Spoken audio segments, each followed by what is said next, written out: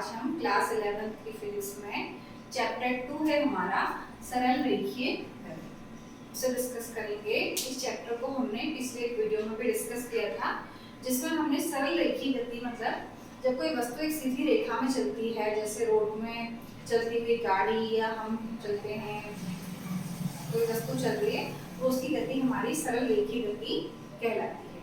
तो सरल रेखीय गति चैप्टर में हमने इससे पिछली वीडियो में दूरी और विस्थापन पढ़े थे। दूरी क्या होती है? जब कोई वस्तु एक सीधी रेखा में चलती है तो देखिए एक वस्तु है, अगर हमारी जो ए से बी में जाती है, ए से बी में जाने में जो भी ये पथ की लंबाई है, वो चल रही है तो इस पथ की लंबाई को, पथ की लंबाई हमारी दूरी कहलाती है। यानी कि ए बी, अगर कोई वस्तु ए से बी में गई तो ये पथ की लंबाई हमारी दूरी कहलाती है। अगर ये 5 मीटर है तो हमारी ये दूरी 5 मीटर है। अब कोई वस्तु अगर पहले ए से बी में गई और फिर दोबारा बी से वो ए में वापस आ जाती है, तो कुल दूरी पहले ए से बी में गई फिर बी से ए में आई, कुल दूरी हमारी 5 + 5 हो जाएगी, यानी कि 10 मीटर। अब इसी जो हमें अगर हम विस्थापन देखते हैं तो विस्थापन देखिए एक सदिश राशि होती है, उसमें दिशा भी देखते हैं। अगर हम जिस दिशा में गए हैं अगर उसी दिशा में हम वापस आ जाते हैं तो हम मतलब जिस दिशा में गए उसी दिशा में वापस आते हैं तो फिर उसे हम नेगेटिव लिखते हैं। तो यानी कि हम अगर 5 मीटर हम गए हैं और फिर हम 5 मीटर वापस आए हैं तो उसको हम ऐड नहीं करेंगे, सब्ट्रैक्ट करके घटाएंगे कि जिस दिशा में गए थे उस दिशा में वापस आ गए तो कुल विस्थापन हमारा 0 हो जाएगा। तो यानी कि विस्थापन में हमने दिशा देखी है, डायरेक्शन देखी है, जिस दिशा में गए अगर उस दिशा में वापस आ गए तो हमारा विस्थापन 0 हो जाएगा, लेकिन दूरी हमारी डबल हो जाएगी। तो हम एक टाइप से कह सकते हैं जो विस्थापन होता है वो एक न्यूनतम दूरी होती है, कम से कम दूरी, ठीक है। और दोनों ही लंबाइयां हैं, दोनों के ही मात्रक मीटर होते हैं, लेकिन जो हमारी दूरी होती है वो एक अदिश राशि है। अदिश राशि मतलब जिसमें केवल परिमाण होता है, लेकिन जो विस्थापन है हमारा वो एक सदिश राशि है, क्योंकि इसमें परिमाण के साथ साथ दिशा भी देखते हैं। बाकी सदिश और अदिश को हम डिटेल में इसके अगले चैप्टर में डिस्कस करेंगे। तो ये हमारा दूरी और विस्थापन है। तो इसको एक और डायग्राम से हम समझते हैं दूरी और विस्थापन को।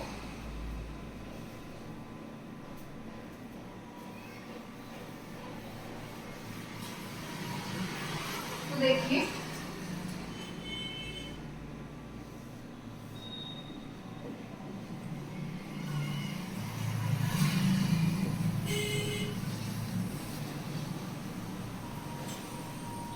वस्तु अगर पहले ए से बी में जानी फिर बी से सी में जानी, वस्तु को ए से सी में जाना है और उसको जाने का जो रास्ता है पहले ए से बी फिर बी से सी है, तो जो दूरी होगी, दूरी जो AC होगी वो हमारी होगी AB + BC, यानी कि तय की गई वास्तविक पथ की लंबाई जिससे वस्तु चल के गई है।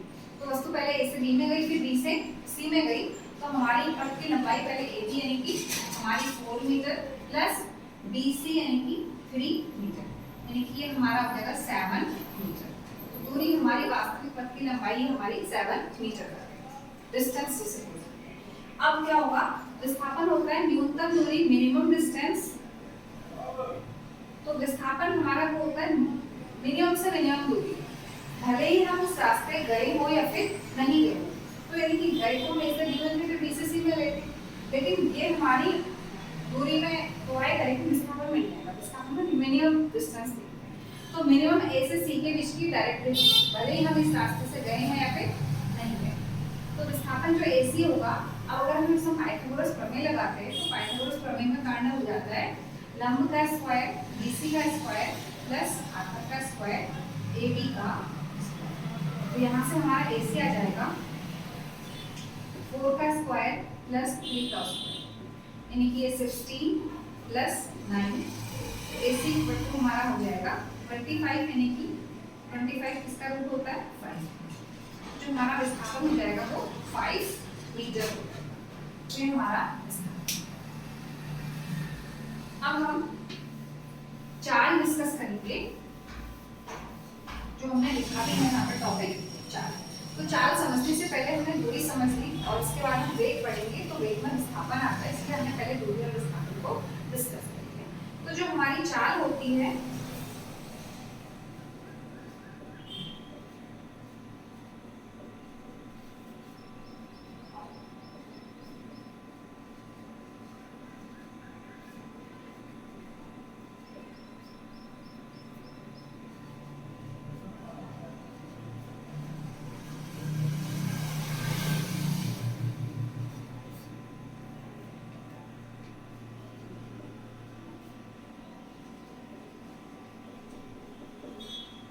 किसी वस्तु द्वारा एकांक समय में तय की गई दूरी चाल कहलाती है। अब देखिए हमने एकांक क्यों बोला, क्योंकि चाल के फॉर्मूले में आता है तय की गई दूरी बट्टे लिया गया समय। अब हम यहाँ पे क्या करते हैं, डिनोमिनेटर को इसको 1 बना देते हैं। अगर ये 1 होगा, इसकी वैल्यू 1 होगी, तो जो दूरी है वो चाल के बराबर होगी। डेफिनेशन बोलते समय हम डिनोमिनेटर वाली वैल्यू को 1 मान लेते हैं, ताकि हमारा ये अगर हम इसे 1 मान लें तो दूरी चाल के बराबर हो जाएगी। तो एकांक समय में तय की गई दूरी हमारी चाल कहलाती है। तो और कुछ पॉइंट इसके बारे में है। देखिए चाल में दूरी और समय आ रहे हैं, तो दोनों ही अदिश राशि है। तो चाल एक अदिश राशि है, केवल इसका परिमाण मैग्नीट्यूड होगा, दिशा नहीं। और चाल का मात्रक, देखिए दूरी का मात्रक मीटर, समय का मात्रक सेकंड, ऐसा ही होता है। तो यानी चाल का मात्रक हो गया मीटर प्रति सेकंड। ठीक है, अब हम यहाँ से पहले एक अगला टॉपिक डिस्कस करते हैं, एक समान चाल। तो एक समान चाल क्या होती है ये देख लीजिए इसे, फिर हम एक समान चाल डिस्कस करते हैं।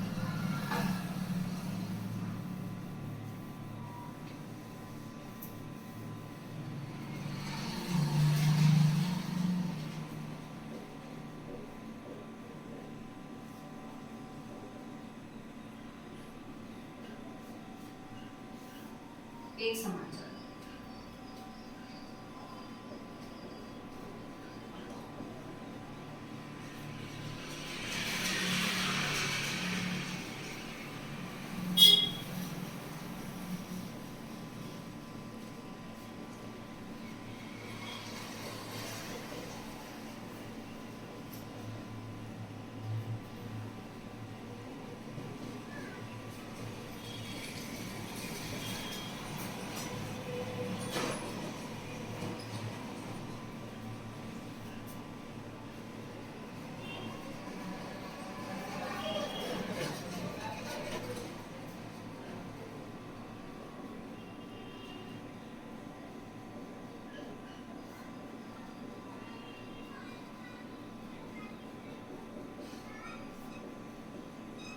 तो देखिए एक समान चाल क्या होगी, यदि कोई वस्तु समान समय अंतरालों में समान दूरी तय करती है तो वस्तु की चाल एक समान चाल कहलाती है।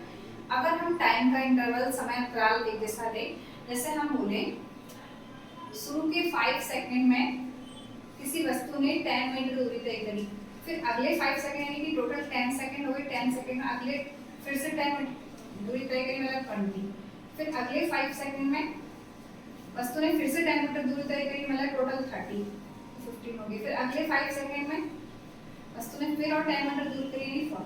तो ये जो समय का डिफरेंस है, देखिए यहाँ पे समय का गैप कितने का है, 5 का 5 सेकंड का। और जो यहाँ पे देखिए दूरी का डिफरेंस है वो 10 मीटर है। तो यानी कि अगर समान समय अंतराल है, समान समय अंतराल में समान दूरी तय करती है, तो इस कंडीशन में हम बोल सकते हैं वस्तु की चाल एक समान चाल, वस्तु का समान समय में समान दूरी तय करती है। फिर अगले 5 सेकंड में फिर से 10 मीटर यानी टोटल ऐसे होंगे एक समान चाल। अब इस एक समान चाल के लिए अगर हम ग्राफ खींचते हैं ना,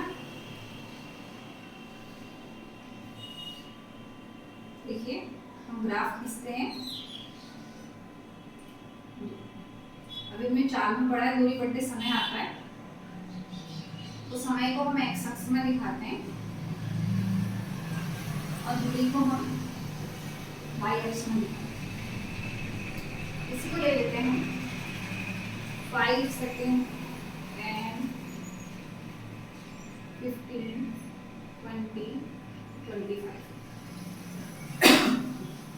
दूरी है 10 मीटर,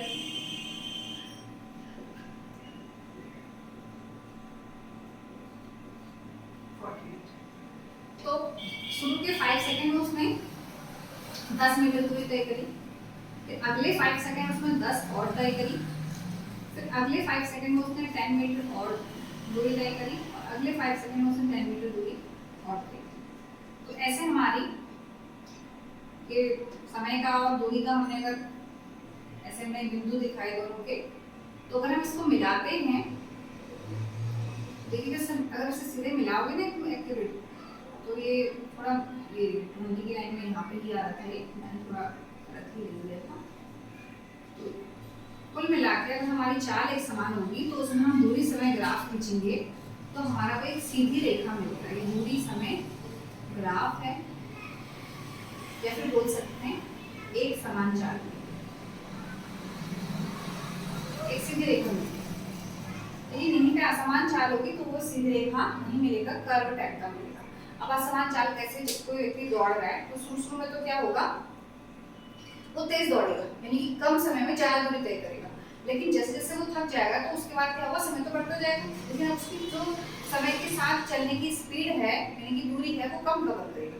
शुरू के 5 सेकंड में 9 मीटर दूरी तय करी, जैसे हमको 1 किलोमीटर ले लेता है नॉर्मली, तो शुरू के समझो हम 15 मिनट में ले लें, उसने 1 किलोमीटर दूरी तय करी। अब उसके बाद गया तो अगले 15 मिनट में उसने 800 मीटर दूरी तय, फिर अगले 15 मिनट में 700 मीटर दूरी तय। तो एक क्या है, समय का डिफरेंस समय अंतराल तो सेम है, तब तो बढ़ता जाएगा, लेकिन समय के अंतराल में जो दूरी है उसकी वो घटती जा रही है, तो ऐसी चाल असमान चाल कहलाती है। या फिर कह सकते हैं समय अंतराल के साथ अगर दूरी बढ़ती जा रही है, मतलब दूरी एक जैसी नहीं है समय अंतराल में, कभी बढ़ रही है कभी घट रही है, तो ऐसी चाल हमारी असमान चाल कहलाती है। तो ये एक समान चाल होती है और असमान चाल को मैंने आपको बता दिया। अब हम तात्कालिक चाल डिस्कस करें।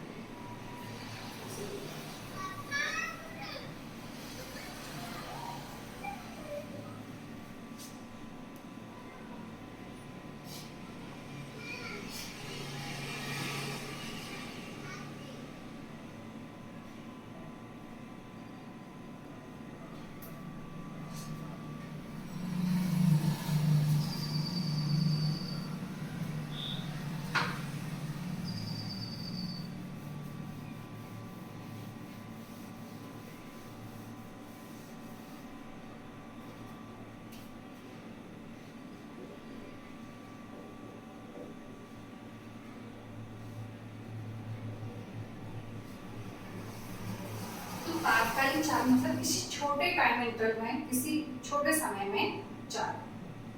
तो तात्कालिक चाल असमान चाल ही होती है। तो असमान चाल आपको पता है ना, तो देखिए इसमें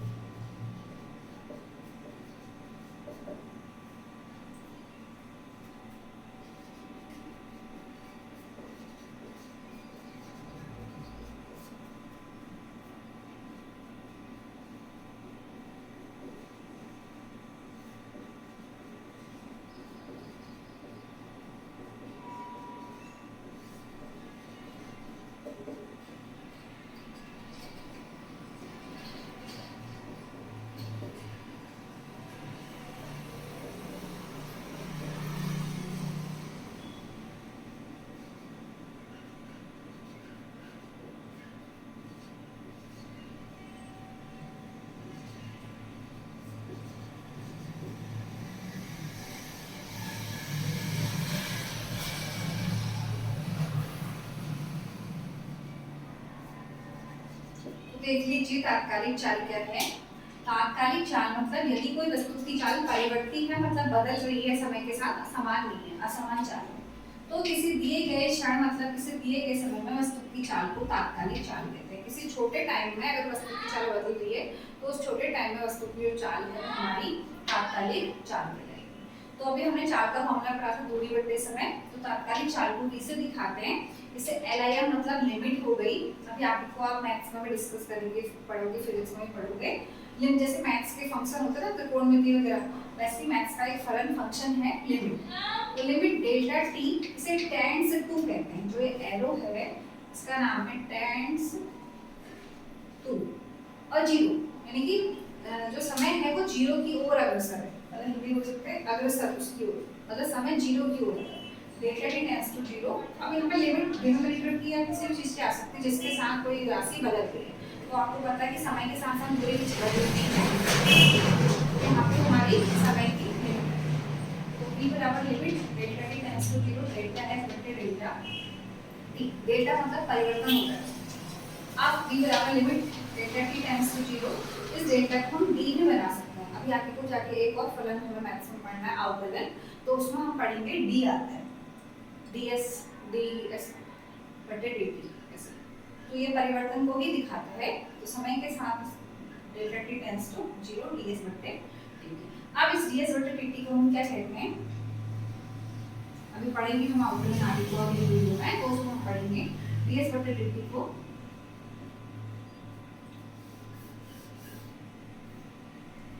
t के सापेक्ष s का अवकलन कहते हैं, डिफरेंशिएशन अवकलन कहते हैं। ठीक है, तो t के सापेक्ष s का अवकलन।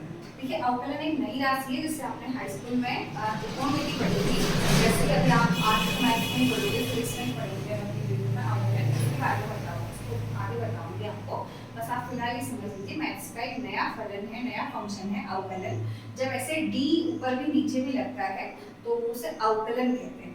तो यहाँ पे जो ds बटे dt है उसे हम क्या पढ़ेंगे, t के सापेक्ष s का अवकलन। यहाँ पे t नीचे जो नीचे होता है उसके सापेक्ष हम अवकलन करते हैं। तो यहाँ पे s का जो अवकलन करते हैं हम वो t के सापेक्ष कर रहे हैं, मतलब समय के साथ। अब वो समय के साथ साथ चेंज भी होना चाहिए। यहाँ पे जो समय के साथ साथ है वो दूरी, तो कुछ ना कुछ चेंज आ रहा है, कुछ ना कुछ बदलाव आ रहा है, तो अवकलन हम उसी के सापेक्ष करते हैं जिसके सापेक्ष वो बदल रहा हो। जैसे अगर मैं यही dm बटे dt लिखूं तो ये जीरो हो जाएगा। क्यों, हमें पता है किसी वस्तु का जो m द्रव्यमान है वो समय के साथ नहीं बदलता है, और जो बदलेगा ही नहीं तो उसके सापेक्ष अवकलन क्या हो जाएगा, जीरो। तो जिसके सापेक्ष किसी राशि के सापेक्ष अगर वो दूसरी राशि नहीं बदल रही है तो उसका उसके सापेक्ष अवकलन भी जीरो हो जाएगा। तो dm बटे dt जीरो जाएगा क्योंकि समय के साथ साथ द्रव्यमान में कोई भी चेंजेस नहीं आता है वस्तु के द्रव्यमान में, लेकिन समय के साथ साथ दूरी में कुछ ना कुछ चेंजेस आता है, इसलिए हम समय के साथ साथ समय के जो सापेक्ष है दूरी का अवकलन कर सकते हैं। तो अवकलन बाकी क्या है और उसे कैसे सॉल्व करते हैं वो हम अगली वीडियो में डिस्कस करेंगे। आज के लिए इतना।